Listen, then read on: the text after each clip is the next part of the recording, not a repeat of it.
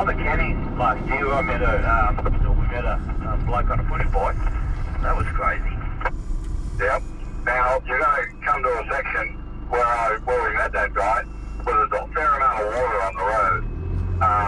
I'm just driving with my wheels as high as I can get them on through the water, and it's all passable, not an issue. Good man.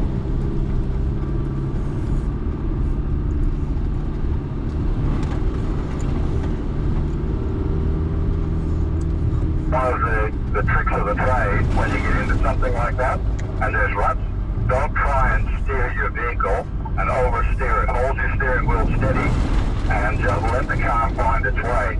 The more you turn your vehicle, the more friction you create and the less opportunity you have